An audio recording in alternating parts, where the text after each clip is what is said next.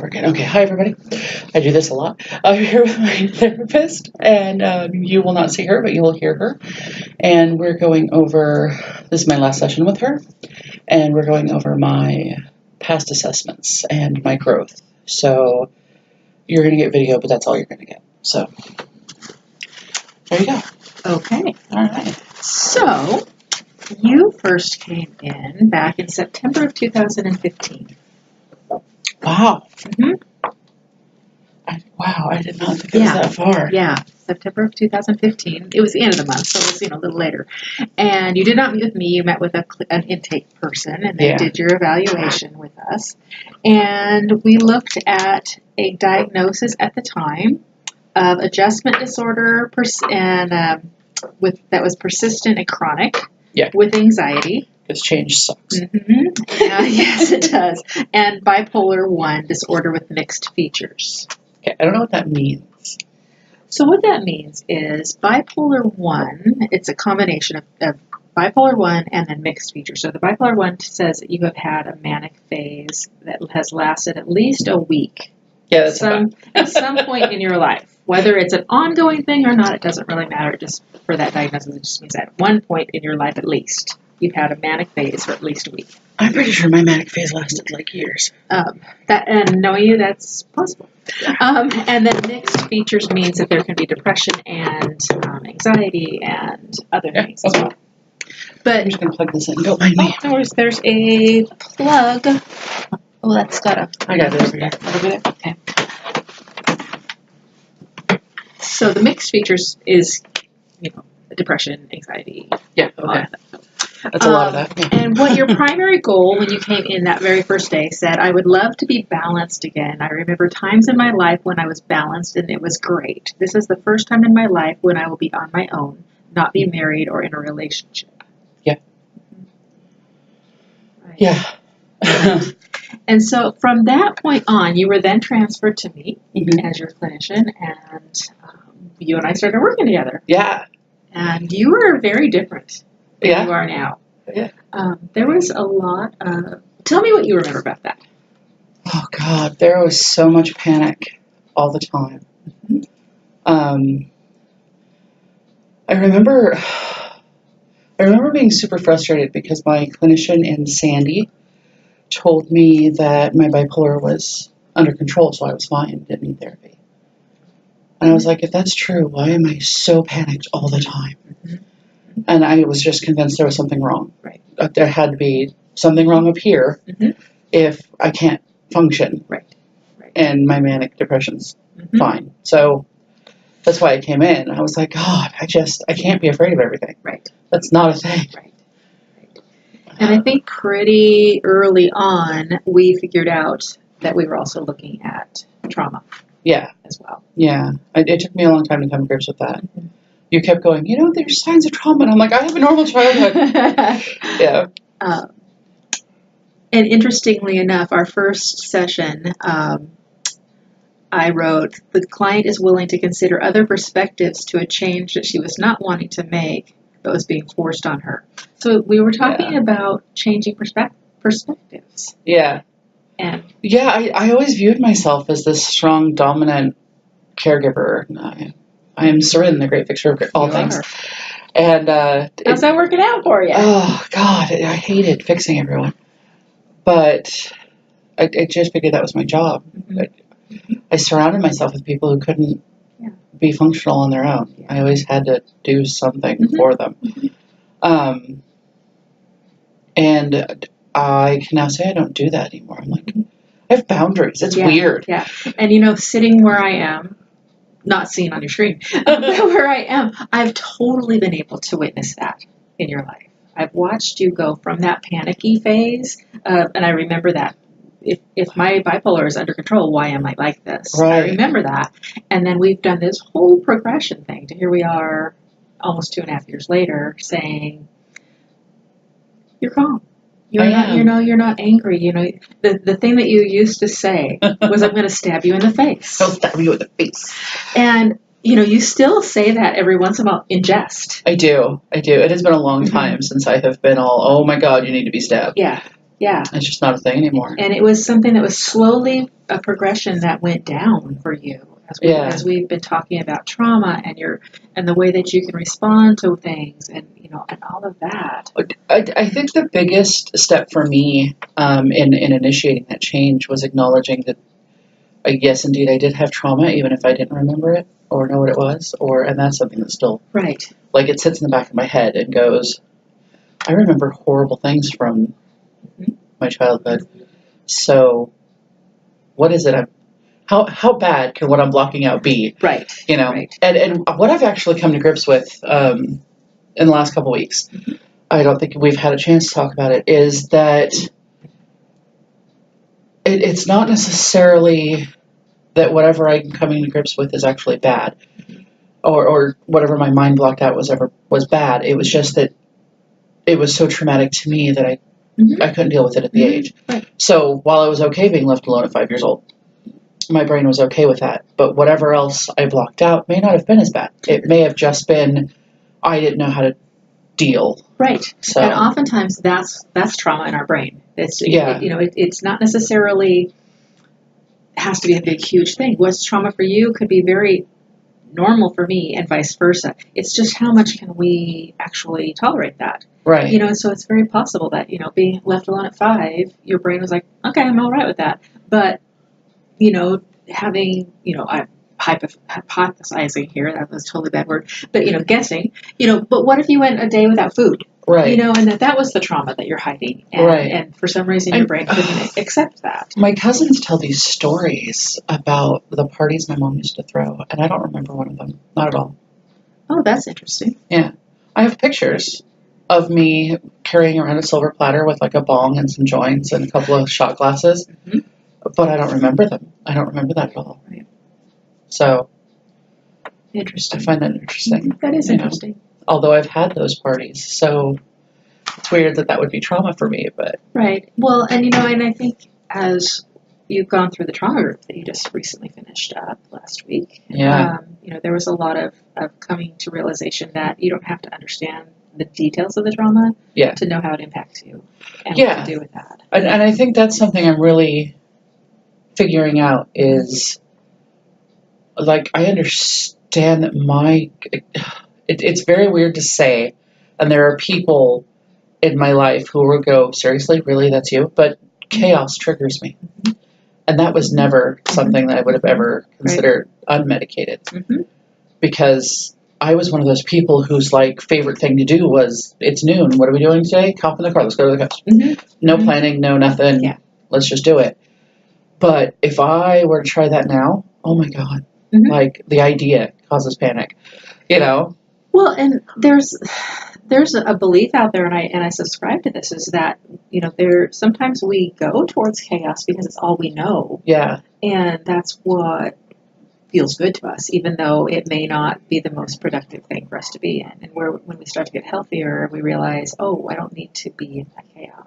Yeah, I think that's the largest change I acknowledge in my life is the difference between me unmedicated bipolar. Nothing can be scheduled because schedules cause me panic, and that's too rigid. I'm Peter Pan, and me now where I'm like, if it's not in my schedule and you don't give me 24-hour notice, there's no way, not a chance it's happening. Right. So, what do you think has made it so that you've been able to make that big of a change? My meds, definitely therapy, definitely. I feel like over the last 2.5 years, we spent a lot of time going, where do I really want to be? What's really up here instead of what everybody expects me to have up here? And that also was something I was not prepared to accept, was my vision of myself versus everyone else's vision of me. Yeah. So. Well, when you do that, then you have to start holding boundaries, and you have to really start paying attention to what you need and what you don't want, and sticking up for that. Yeah, that is a. And when you're the fixer of all things, right? You don't get to have boundaries. Yeah. It's a big deal. Yeah, it was a big deal, and and along our road, we've also done the EMDR stuff, which we had to stop because of your broken knee. Yeah. I'm gonna hope that Allison's know something because that was really super helpful. Yeah. I'm getting a tattoo. Okay. That I find it's all about the EMDR. I'm going to get a tattoo right here of a lotus. Are you? I am. Okay. Yeah. I think it might be interesting to talk about that experience that you had with the lotus because it's ingrained in my head. Yeah. I've done a lot of research on lotuses since then. In Buddhism, a lotus is the flower. And for those of you who don't know, because I'm talking to my camera now, lotuses clean murky lakes. They grow in mud, and then they clean the water, so it's become filtered. It's very cool. And when we did the EMDR, it's about resetting your emotions and having proper emotional responses. And in my world, every emotional response resorts to anger. That's just the way it is. And when we came time to reset my anger is a tornado. That's just the way it is. It's destructive and angry and full force. And the way I reset it was my tornado was strangled by a vine of lotuses, which is kind of weird because they don't actually grow in vines. But that's the way it was. And they were purple lotuses, which I found really funny. Purple is the scholar's color. It's also my favorite color. Yeah. So it could be. It is. Yeah, I always expected it to be red, but my anger is red, so it doesn't work that way. So purple lotus. So will your tattoo be a purple lotus? It will. It'll be a purple lotus with black outline, and it's all tribal. It's very cool. And it'll have vines that come not all the way around your wrist because that's bad luck, but it'll like loop that way, and then I'll have an open space. Wow. Yeah. That's powerful. Yeah. Yeah. Because it's a big thing for me. I need to be able to see the lotus. Yeah. Well, and through that EMDR process, you were able to develop a container. That's right. I like my container too. Yeah, it's a big shipping crate, and I swear someday it'll fill up. Next to my calm spot, which is a camp out. It's an SCA site, guys. I'm sorry. Yeah. And with the fire pit, with the fire pit, and the songbook and everything. Songbooks. And my keyword to put things in the container is not the now, and that comes from Braveheart, and it is my favorite statement. Not the now. Songbook brought me to this thing. I didn't tell you either because I haven't seen you since it happened.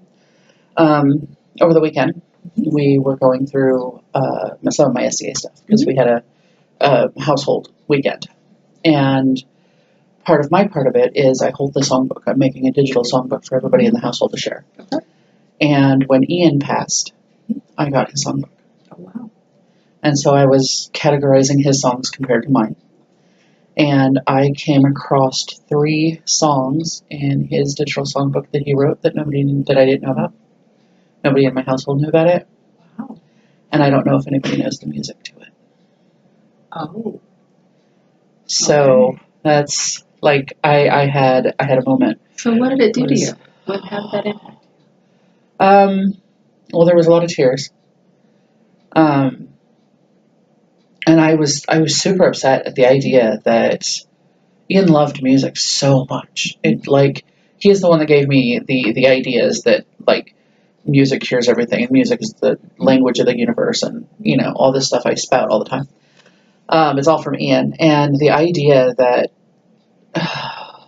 he poured his heart and soul into these 3 songs that could possibly be lost is just heartbreaking for me. Right. So what are you going to do with that? I've contacted the 2 people who wrote songs with him, and one of them actually performed songs in the NCA with him, and we're trying to find out if they know the music. Okay. So, and if not, that would be super sad. But I'm going to get his wife's permission to rescore music, so that at least his words will carry on. Okay. Because that was what I'm wondering is, there is a likelihood that the musical score is not there. I know we have the music to at least one. So, yeah. How will you deal with the idea of no musical score?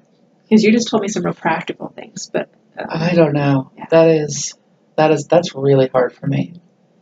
Like, it's super, super difficult. It's not. And Kate, it's one of the things that just happened is something that over the course of the last couple of years I've noticed that you do, and I often call you on it, is that we talk about something and you give me the real surfacey answer that, maybe elsewhere would just be like, okay, there's that answer. But, oftentimes I'll say, but what about you? Yeah. Or how does that impact you? And I think that it's fair to say that over the last 2.5 years that we have had you have to think about things that you have not wanted to think about, or maybe not even been aware that there was a thought about it as well. No, that's very true. I don't delve deep. Mm-hmm.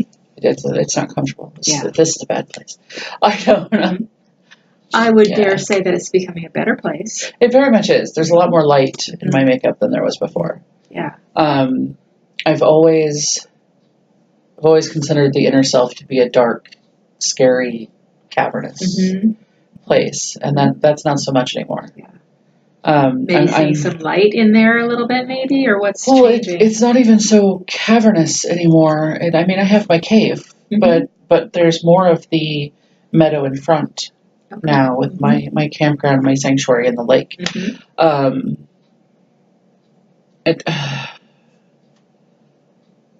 I'm not as set on being the big, dark, scary girl that I used to be. Well, the big, dark, scary girl was a part of you that allowed for some real protection. Yeah, it's super defensive. Yeah, and there was that part of you had a very important role. Yeah, there was a lot of,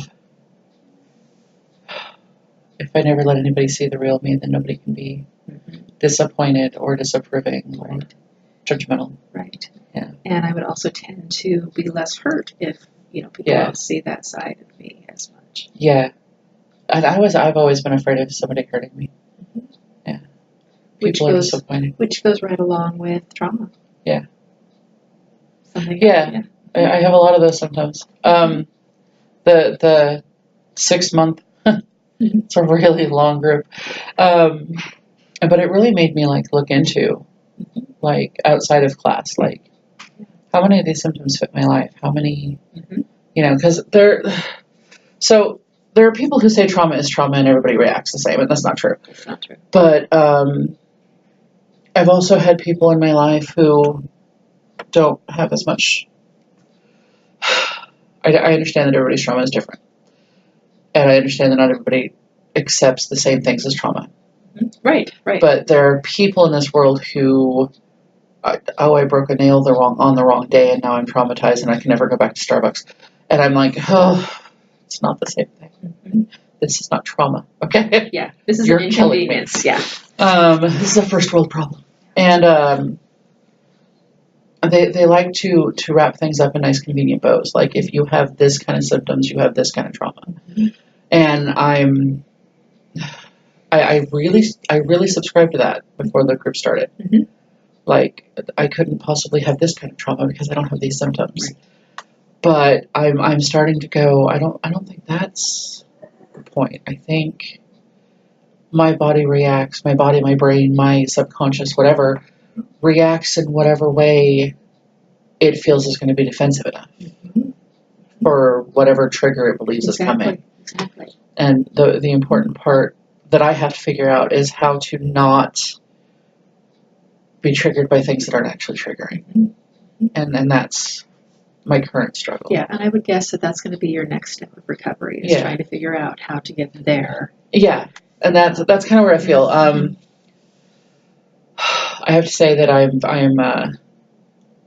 less worried about a lot of my triggers than I was even 6 months ago, 3 months ago.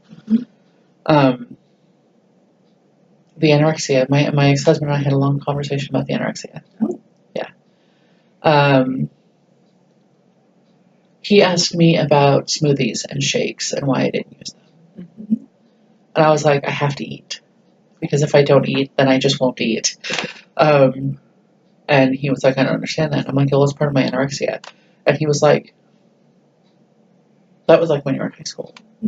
I was like, yeah, see. Yeah. Mental disorders don't just go away because you suddenly hear them. That's not a thing, you know. So, yeah, but it is weird to be like 400 pounds and tell people you're anorexic. It's not. Right. Yeah. Yeah. That is very. There's a stigma there. Yeah, it doesn't compute for what Right. that the stigma of what does an anorexic individual Yeah. look like to general population, Yeah. or what is the stigma, or what is the the stereotype of that. Yeah. Yeah, Mhm. I get that a lot. Like people go, I'm like, oh, I have an eating disorder, so I have to be careful.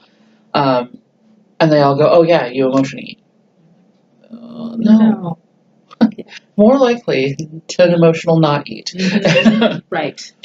So. And I think one of the things that we've talked a lot about is perspective.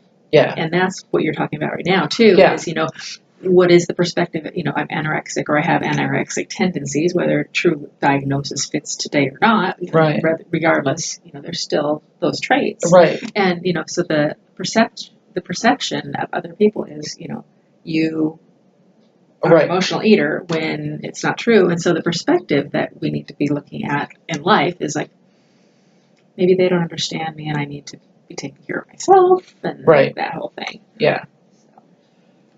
Yeah. So what would you say, so as we continue to recap, as we think about TREM, trauma recovery and empowerment, what was the thing for you? What did you get out of that? I'm going to say this, and I'm going to try to do it without crying. There's Kleenex if you need it. I saw that. I did. I saw that when I came in. Because there's Kleenex in every session I have with Mark. What did I get out of TREM? I got that I'm really okay with being me. And that, there it goes. It took a long time to be able to say, and that's really big. Yeah. It's a really big revelation. I know that a lot of times when we talked about my goals, it was, I would really like to be okay with being myself. Mm-hmm. I would like to find a group of people who are okay with me being me. Mm-hmm. And I think my real struggle through the last 2.5 years has been with me being okay with being me. Mm-hmm. I think I spent so much time of my life, not just therapy, but my whole life, holding myself up to everybody else's standards. Mm-hmm. Who I thought my mom expected, who I thought my dad expected. Right. Who I expected me to be given who my parents are. Mm-hmm. And I'm really not always there, but that's okay. And that's my new phrase for this year. That's enough. It's okay. But I'm really starting to be, it's okay for me to have different opinions. It's okay for me to be who I am. Mm-hmm. And that may change day to day. Right. How does saying that thing that it's okay, it's enough, I'm okay with that idea, even if it doesn't agree with somebody else, how does that fit into your life now? What does that look like?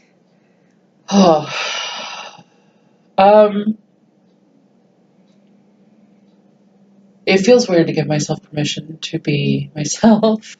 But more than that, it's really freeing to be able to give yourself permission to not be perfect, to not be what everybody else expects, to just be who you are at that moment. Mm-hmm. And that's another thing that really I think I've picked up over the last 2 years is I'm not the same person I was when I came in 3 years ago. Mm-hmm. I'm not even the same person I was 2 weeks ago. Right. So I won't be the same person tomorrow. Mm-hmm. So we're all on a journey, and we are all changing and growing. Yeah. And I've been telling a lot of my clients as I'm getting ready to leave, you're not the same person that you were when you came in here. Yeah. So I'm glad that you said that before I even said that to you, is that you're a very different spot today. Yeah. Than you were 2.5 years ago. Yeah. And I see a much happier That's very true. Individual. That's very true. And weirdly more confident. And I say that with a totally different context than I used to say. Mm-hmm. I see that. When I was the me before, confidence was not always a good term, you know, and it was very faked. It was very, fake it till you make it kind of thing. But I don't feel that way anymore. I feel I'm not always happy with who I am, but I am confident that I am me, and that's my experience of you about that topic of the confidence is I don't know that I would have put my finger on it back then, but from where I'm sitting today, that confidence being a fake it till you make it, I could totally see how that would have fit in with what was going on then and where you are now. There's a very big difference in the way that you present yourself with that level of confidence. Yeah. I spent the weekend with my ex-husband. We did the family thing at his house. And then Sunday we had to actually cancel our big household meeting because he blew up. He had a day and there was a lot of escalation and Vonna was like, I'm not doing this, and she left. She went for a walk. And as per usual when that happens, because Vonna and Wayne and I are together for 20 years, so Wayne turned to me and he tried to continue the argument. Why is it okay for her to walk out? Why is it, we're going to argue. And I was like, okay, so no. I will sit here and talk to you calmly. I'm not going to yell. I'm not going to scream. I'm not going to argue. And I think the thing that frustrated him the most was I was like, that's a valid feeling. And he kept going, what? Yeah, cool. I accept that you feel this way. Okay. And then I was like, no, I'm going to go. You go calm down. And he was like, I'm just done with all of this. Okay. That's valid. Yeah. That's totally acceptable. If that's what you need to do for you. And he got really frustrated. In the old days, I would yell and scream and rail back at him, right. and I don't need to do that anymore. That's not conducive to speaking. It's not. Right. It doesn't solve anything. It doesn't seem like it's who the core of you is becoming. Yeah. Yeah. And I still have days where I'm like, oh God, I hate everyone. Yeah. And there's a lot of yelling, and I'm a very loud person. That's just the way it is. But he would yell at me, and I would go, okay. And he's like, no, you don't understand. No, I do. It's fine. Yeah. We will just accept what you've said at the face value, and we will move on accordingly. It takes a lot of that power over. Yeah. It takes that out. Yeah. Yeah, and then he left, and he went to walk it off, and Vonna came back in and went, what just happened? And I went, we're going to go to lunch. And I went to lunch, and then I came back and packed up my stuff. Okay. And I was like, hey, wait, I'm taking the kids. We're going to go see Markiplier, which we went and saw Markiplier on Sunday. And that was totally different than I expected. But, yeah, I got to spend an evening with all three of my boys and Bailey. And Ethan's friends, we met up with some of Ethan's friends there while we were waiting for everybody. We rode the Max in. Awesome. I was going to park downtown, but I decided I didn't need that stress, so we maxed it in. And it was a lot more fun than I expected. Glad to hear that. And then I woke up yesterday, and my whole knee was just swollen, angry, and so I didn't work out yesterday. So I woke up this morning going, oh, I feel like crap. So here's a spot that we haven't touched on as we've been talking. Yeah. How have other people responded to the changes that you've been making over the last couple of years? When you rewrite your life, and you decide that you have boundaries and no means no, you definitely find out who's meant to be around. That's a fact. I have become really good friends with people who were kind of ancillary. They were on the outskirts of, I see them once a week, maybe.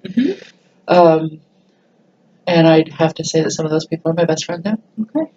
Whereas my best friends are people I barely speak, were my best friends, I barely speak to, and only when they need something, or it's a mandatory, hey, let's get together. Right. How about those that are closest to you? Wayne, Lana, the boys. I think it depends on the circumstance. So Vaughn is having a lot of problems with her health and her doctor, who literally is just not listening to her at all. I'm so angry about it. And so my trek to better myself is really frustrating for her. And she's my go-to, hey, let's go hang out. So, she goes to all my doctor's appointments with me, and then the next day she's super bitter. And she's like, I'm not mad at you. I'm like, I understand that. That doesn't stop you from being bitter. And I understand it, because I'm bitter on her behalf. I really am. I'm so angry at her doctor. I think Wayne's just confused. Wayne believes people don't change. The person you are is just the person you've always been. So this must be very confusing. And it is, because he's like, I don't even know. Yeah. He has no idea what to do with me anymore at all. I was over there, we're hanging out, we're watching Mindhunter, which is the story of the profiling unit of the FBI, and it's their origins. Okay. And they're talking to some guy, and I start talking about pathology, and this is where I think he's headed, and blah blah blah. And Wayne is like, what? Wait for it. And then sure enough, he totally, by the end of the episode, was right where I said. I'm like, yeah, so that.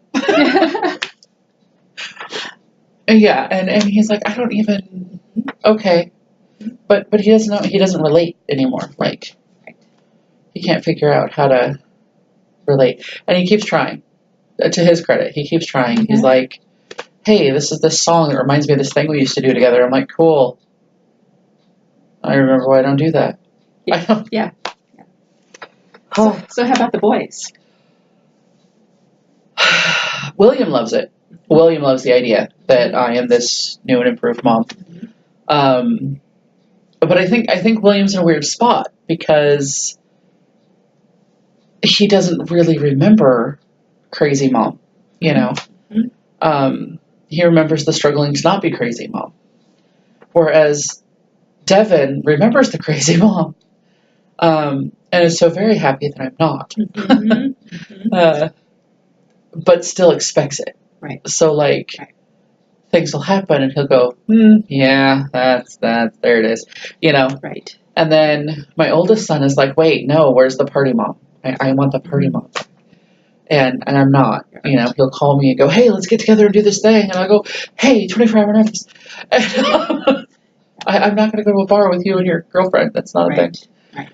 On many levels. On many levels. Yeah. This is not happening. Yeah. Or he'll go, come hang out at my house. And my first question is your house clean? And he's like, no, what does that have to do with it? Well, I'm not coming over. It's not. He's like, your house isn't clean. I'm like, yes, it's a very different kind of not clean. And then he's like, I don't understand. And I'm like, yeah, well, okay. You accept that. And I think, okay, those are very valid. And I can see, from our conversations over the years, I understand that there would be a different view. Yeah. And, and I love the story that you told recently about when you told William that Trim was ending. He was like, no, what are you going to do? There has to be something I need you to be saying. Yeah. I did actually find really close to my house. There's a place called Luke Dorff. It's a clinic. They do a dual diagnosis anonymous. Yeah, you mentioned it. From 10 to 11. Okay. On Wednesday mornings. Awesome. So I will be doing that, and I will be doing pool. Okay. Before and after. So. Okay. Yeah. And so are you going to start tomorrow? I am, actually. Okay. I'm going tomorrow. That's great. Yeah. I was going to go, have lunch with Jiraiya, and then I went, you know what? No. I'm not even going to ask Jiraiya if he's available. I'm just going to go do this thing that I said I was going to do, even though it's not what I wanted to do. Right. But, as you're learning, sometimes the things that we don't want to do ultimately turn into things that we couldn't live without. Yeah. And that's very much how Trem was for me. I so didn't want to do that. I was like, oh my God, 40 weeks, come on. Nobody does anything for 40 weeks. That's ridiculous. And I was like, and then I have to sit in a room with women and listen to them complain about their lives. Oh my God. And then 3 weeks in, I'm like, holy crap, how do I not know that this was what I needed, Yeah. And I think that's important for us to talk about too, was that, you and I had built a relationship that you were able to hear me say to you, Yeah. I think this would be good for you. And, and that's really realistically the only reason I went. That's realistically. By that point in our relationship, I was like, no, if Barb says it, it's probably right. And I have to say, the journaling took so long. Yes. And even now, I was like, how do I not actually journal? Yeah. I will video. Yeah. Yeah. But you're getting the same processing out of it. I skipped a day and actually got guilty. I was like, oh my God, I have to do 2 today. Yeah. I was super upset. Yeah. Be really careful that you don't make it legalistic. Yeah. Yeah. Because that will start to build up resentment. Yeah. And that, as you know, is not the idea of right. what you're doing Well, here. and some of my videos, they're like a minute and a half. Okay, so this is what I did today. This is how it affected me. Okay. Just so you have an update and I'm done. Okay. A lot of times I'll be all, oh God, it's 11 o'clock and I'm about to go to bed and I haven't journaled. Let me pull up my phone and just have a quick conversation and then I'm done. But I'm finding that, so I have a whole 6, 7 subscribers. But I feel like I'm talking to them and I feel like we're actually having conversation. Okay. And now I'm feeling like I'm actually checking in with people. And the 6 or 7 subscribers are actually people who are super important to me. They're my support staff. And so I did not mean to call you staff. I love you all. But these are the people I go to when something horrible happens and I need to talk. Yeah, you need that support. Yeah. Okay. And so when I'm getting ready for bed, I'm like, oh my God, I haven't checked in with them. That I need to do this really quick. And so, yeah. So it's twofold. So you're finding that it's supportive for you because you know that people are checking in with you. Yeah. And you're also going to be having this to look back on. Yeah. Whatever. Well, and I've had, Amy's not, I love you, Amy, not technologically savvy. She has no use for computers, really. She does everything by hand. She likes to draw and stuff. She's great drawing on the computer. She's a phenomenal artist. I'm having her work up all my tattoos. But instead of commenting on my YouTube videos, she private messages me. I have this question. I have that question. I have this question. And I have done full half-hour videos just answering those questions. Oh, wow. Okay. Just, oh, God, I can't believe I haven't brought that up yet. Let me sit down and address this. That's really cool. Yeah. And so that's been super helpful. Super, super helpful. But then there are other times where I'm like, it was 11 o'clock at night, and I've had so much happen today, and I don't care. So I will pop up my phone or the laptop, and I will go, okay, here's where I'm at. This is what happened. Have a nice day. And I go to bed. That's, So I had asked you to consider journaling a long time ago. You did, and I said no. And I let it go. You did. And so it's interesting that we've come back around to that. And what I find really almost annoying is that's my job. Is that I started going okay, so I went to the bariatric services and they were like, you need a food journal and you need a sleep journal and you need a water journal. I'm like, oh my God, are you kidding me? And they're like, you should have an activity journal too. I'm like, I hate you all. But I actually have to have the evidence of that for my surgery. And I was like, oh, Barb's going to laugh at me. I just know it. And then I was like, it's not going to be a bad thing to have evidence of everything I've done over the year. So I started the YouTube channel and I was like, oh, I have to tell Barb I'm journaling. And and I told Vonna, I'm like, I have to tell Barb I'm journaling. And she starts laughing. She's like, Barb's going to love that. I'm like, shut up. So, yeah. Yeah, I told Vonna you were leaving. And she was like, oh my God, what are you going to do? I was like, evidently there's someone else. That's fine. Yeah. We'll be okay. Yeah, you will be okay. Because you've already said something that I've been telling other people, is that you're not the same person that you were when we first met and you walked in the door. That's true. You've gone on this amazing journey, and while I'm confident that you and I could have continued making amazing progress, maybe it's time for you to take a left or a right turn Yeah, I will not agree. I will not disagree with that. And a different perspective. Yeah, I know that when you first talked about leaving, my first response was, "Well, it'll be a couple of months, and then she'll have care. I'll just move. It'll be fine." Yeah. And then I was like, I don't know. Mm-hmm. I am super happy here, Mm-hmm. and I don't know. Yeah, yeah. You know, I will say that if I had had another therapist, I probably would not have been where I'm at now.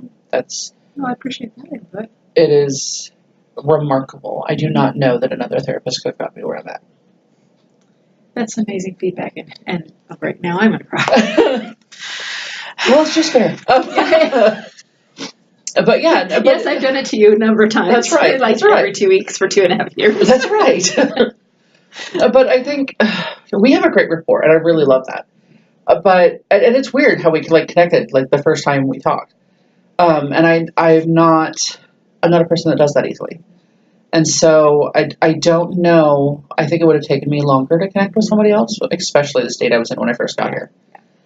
Well, and one of the things that I know that I told you the very first time that we got together, and you may not remember, but I told everybody this when I first met them, was and I still believe this with my entire heart, is that the healing happens when there's a good relationship between two people who are, and when you're being able to be seen for who you are and not have to be like, well, it's this, or I have to put this mask up, or this, where you can just be like, this is me. This is the issue I'm having. Right. What do I do with this? And I know that I felt like it took me a while to do that.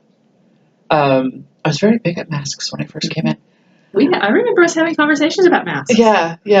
But not as long as I expected. Mm-hmm. I didn't have them as long as I expected to. Yeah. I was super comfortable just going, oh, I can actually do this. This is awesome. That's cool. Yeah. Yeah. Yeah, and it's not as painful as you expected, probably. That's very true. It was not as painful as I expected. I expected taking those masks off would be a lot worse. Yeah, and I think that's where having that good rapport is really helpful. There wasn't as much concern of, am I going to be judged if I take this mask off? How about this mask off? Yeah. So. And I will say, I do. There is some apprehension in meeting someone else and trying to build that again. Mm-hmm. But it's not. I don't feel like, oh God, this is something I can't do. Yeah. I feel like we'll have to see how she reacts. But it's when I first came in here, I knew I needed help. That was beyond not even questionable. But I worried about like, God, how much of myself can I be? Mm-hmm. And now my question is, God, is she prepared? Because I'm not willing to not be myself. Yeah. And I think that's the vast difference in who I am and who I was. Yeah. And I can see that. I can see that so clearly in you. Yeah. And that is actually my apprehension with Allison. Yeah. I'm like, God, I'm going to say things and she's going to be totally shocked. And how do we deal with that? You need to you need to know right up front that Allison is pretty unflappable. Yeah. That's good. And she's that's pretty good. snarky. That's good too. I think you will get along really well with Allison. That's good. I already have the first appointment set. Good. I think it's like 2 Mondays from now. So. Okay. Yeah. So can I give you a little feedback? Yeah, absolutely. Please do. Yes. So, oh God, working with you has been one of the highlights for me. Thank you. Because of the amount of work that you've been willing to do, and the amount of openness that you have shared with me to let me see the inside piece. And when I would come in and I would see you on my schedule, I'd be like, we're going to do work today. This is going to be awesome. I adore your sense of humor. Thank you. I think I can hold my own with you, sense of humor wise. I think I'm up there. But it has been, I've been so honored, and I know I said it every week in Trem, but I really truly mean it, that I am so honored to have been able to walk this path with you for this couple of years and get to be witness to all of the hard work that you're doing, the changes that you're going through, the person that you are becoming. Yeah, I'm pretty happy with where I am. Yeah. I'm just so honored to know you.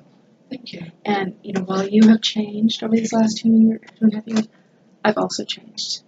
Yeah. And I'm so grateful for that. So I have a little something for you. Yay, presents. Did I give you a hope rock already? I don't think so. Okay, then I'm going to give you a hope rock. Yay, hope rocks. Yeah, it does. So my favorite word in the entire world is hope.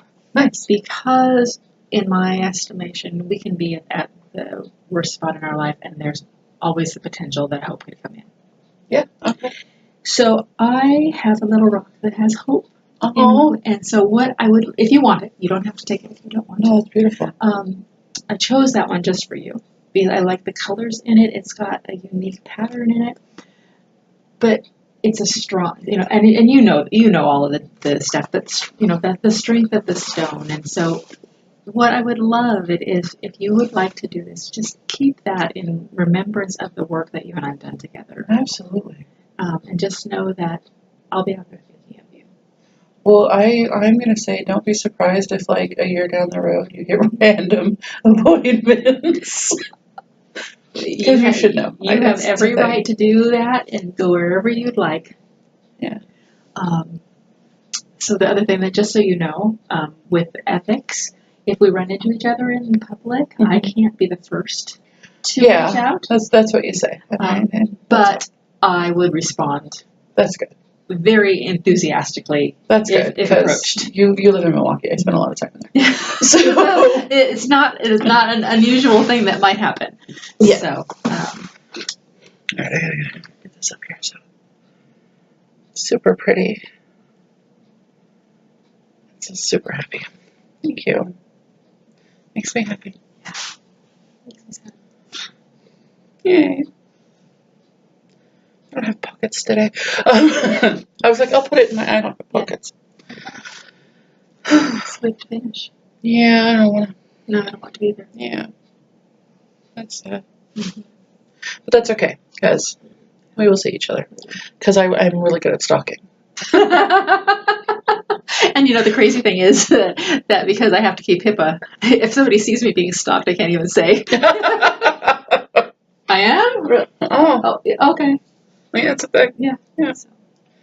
All right. I'm going to close this. Bye, guys.